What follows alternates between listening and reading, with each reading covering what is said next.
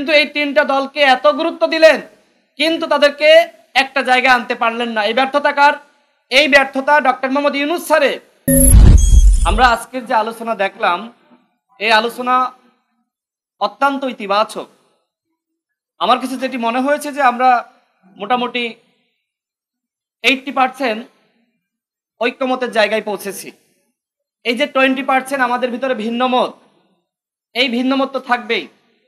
আজকে ঐক্যমত কমিশনের যে বৈঠক, সেখানে আমাদের দলের পক্ষ থেকে আমরা বলেছি আমাদের মধ্যে যতটুকু ভিন্নমত রয়েছে, এই ভিন্নমতকে ঐক্যমতের জায়গায় নিয়ে আসা আপনাদের দায়িত্ব।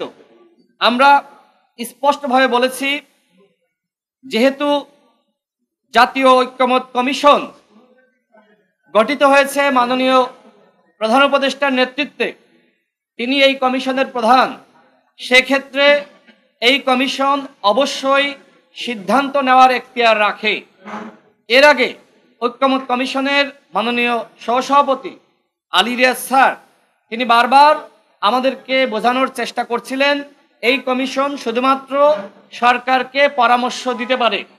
কিন্তু আমি সেদিনের বৈঠকে, আজকের বৈঠকে স্পষ্টভাবে ব্যাখ্যা করেছি এই কমিশন সিদ্ধান্ত নেওয়ার এখতিয়ার রাখে। এবং আমার মতামতের সাথে আমার কাছে মনে হয়েছে যে অধিকাংশ দল তারাও একই ধরনের মন্তব্য প্রকাশ করেছে যে এই কমিশনকে সিদ্ধান্ত গ্রহণ করতে হবে। অন্যথায় এইভাবে যদি আমাদের ভিতরে তারা ভিন্নমত রাখে এবং তারা বারবার বলে আপনারা দলগুলো বসেন এবং নিজেদের ভিতরে একটু সমঝোতায় আসেন, আমি আজকে এই বিষয়ে স্পষ্ট করেছি, দেখেন আমরা যদি ঐক্যমতের জায়গায় আসতে পারতাম তাহলে আপনাদের প্রয়োজন ছিল না। গণ অভ্যুত্থান হয়েছে, এই গণ অভ্যুত্থান আপনাদেরকে সংস্কার করার ম্যান্ডেট দিয়েছে, এই গণ অভ্যুত্থান বিচার করার ম্যান্ডেট দিয়েছে, এই গণ অভ্যুত্থান একটি সুষ্ঠু নির্বাচন জাতিকে উপহার দেওয়ার ম্যান্ডেট দিয়েছে।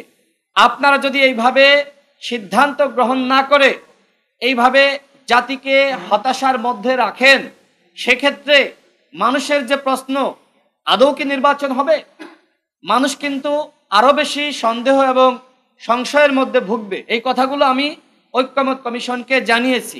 আর এই জন্য আমরা বলেছি যে আপনাদেরকে অবশ্যই সিদ্ধান্ত নিতে হবে।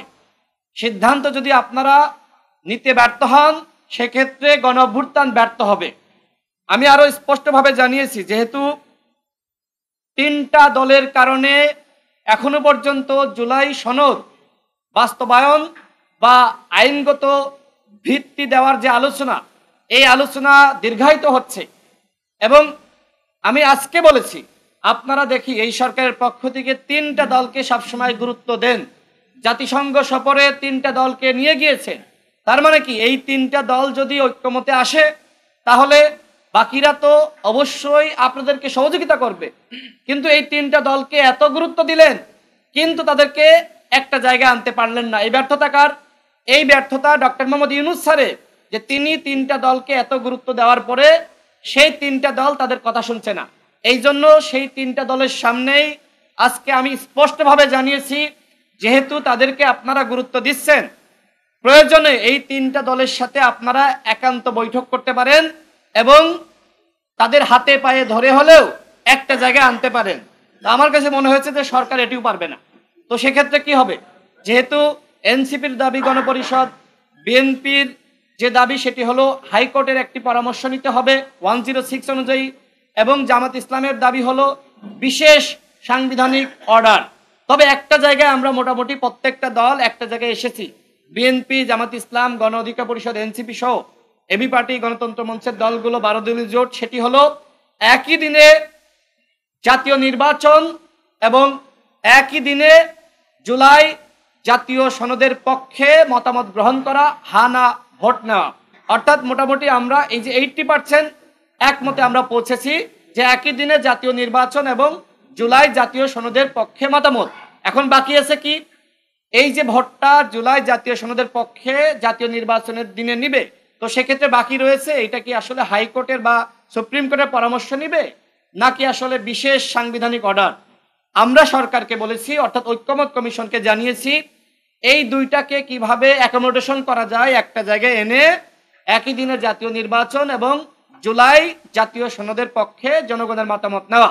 আরেকটি আলোচনা এসেছে, সেটি হলো যে আসলে এরপরে যে আপনার মানে জাতীয় সংসদে যারা নির্বাচিত প্রতিনিধি আসবে তারা কি আসলে সংস্কার করার ম্যান্ডেটটা পেয়ে যাবে? আমরা এই বিষয়ে বলেছি, দেখেন এই যে আমরা আলোচনা করছি জাতীয় ঐক্যমত কমিশন আমাদেরকে নিয়ে বসছে, এইটাই এক ধরনের গণপরিষদ। এইখানে আমরা সংবিধান নিয়ে আলোচনা করেছি, অন্যান্য বিষয়গুলো নিয়ে আলোচনা করেছি। সুতরাং এইটাকে আপনারা গণপরিষদ মনে কেন করতে পারছেন না? গণ অভ্যুত্থান আমাদেরকে সেই জায়গাটা দিয়েছে। এখন তো আমরা পুরোপুরি সংবিধান মেনে সবকিছু করছি না, আমরা অর্ধেক সংবিধানের মধ্যে রয়েছি, আর অর্ধেক এই গণ অভ্যুত্থান আমাদেরকে সেই শক্তি দিয়েছে সিদ্ধান্ত গ্রহণ করার। এজন্য আমাদের দলের পক্ষ থেকে বলেছি, নির্বাচনের পরে প্রথম জাতীয় সংসদের যে অধিবেশন হবে সেই অধিবেশনে এই যে জুলাই জাতীয় সনদের পক্ষে মতামত নেওয়া হলো এবং জনগণ সম্মত হলো, আমরা মনে করছি অবশ্যই জনগণ সম্মত হবে, সেইটার অনুমোদন দিতে হবে প্রথম জাতীয় সংসদে। আমরা এই বিষয়ে মন্তব্য রেখেছি এবং অধিকাংশ দল এই বিষয়ে একমত। আমরা আশাবাদী জুলাই জাতীয় সনদ নিয়ে, এর আইনগত ভিত্তি নিয়ে এবং এর বাস্তবায়ন নিয়ে যে মতপার্থক্য ছিল, দলগুলো আজকে অনেকটা নমনীয়। জনগণের যে চাপ এবং নির্বাচন সামনে যেহেতু, সুতরাং সেটি মাথায় রেখে আজকে দলগুলো একটা জায়গায় ঐক্যমতে এসেছে। এবং আমি মনে করি, আমাদের দল মনে করে, যারা তার নিজের জায়গায় অটল থাকবে, ছাড় দিবে না এবং জুলাই জাতীয় সনদ বাস্তবায়নের ক্ষেত্রে সহযোগিতা করবে না, জনগণ কিন্তু তাদেরকে প্রত্যাখ্যান করবে। এই জন্য আমি সর্বশেষ বলি যে সরকারকে অবশ্যই সিদ্ধান্ত নিতে হবে। সরকার কোনোভাবেই দলগুলোর উপরে দায় চাপাতে পারবে না। গণ অভ্যুত্থান এবং এদেশের জনগণ তাদেরকে সংস্কার করার, জুলাই জাতীয় সনদের আইনগত ভিত্তি দেওয়ার সেই ম্যান্ডেটটা দিয়েছে এবং আগামী নির্বাচনটা কোন প্রক্রিয়ায় হবে সেটি নিয়েও আলোচনা হচ্ছে। অবশ্যই আমরা মনে করি আগামী নির্বাচন এই জুলাই জাতীয় সনদের উপর ভিত্তি করেই হতে হবে। অনেকে বলছে এই জিনিসটা আসলে অনেকে ক্লিয়ার করতে পারছে না। দেখেন, জুলাই জাতীয় সনদে স্পষ্ট করা হয়েছে আগামী নির্বাচনটা অবশ্যই অবাধ, সুষ্ঠু, নিরপেক্ষ হতে হবে এবং এক্ষেত্রে জুলাই জাতীয় সনদের ভিত্তিতে নির্বাচন মানে কি? নির্বাচনের পরিবেশটা তৈরি করা এবং সেই পরিবেশ তৈরি করার দায়িত্ব সরকারের। সরকার কিন্তু এখনো সেই দিকে মনোযোগ দেয়নি, যেহেতু জুলাই সনদ বাস্তবায়ন নিয়ে এবং ঐক্যমত আশা নিয়ে এক ধরনের অনিশ্চয়তা রয়েছে। আমার কাছে মনে হয় আজকে সেই অনিশ্চয়তা 80% কেটে গিয়েছে, আর একটা বৈঠকে সেই অনিশ্চয়তা 100% কেটে যাবে এবং প্রত্যেকটা দল ঐক্যমতে আসতে বাধ্য হবে। আপনাদের সকলকে ধন্যবাদ।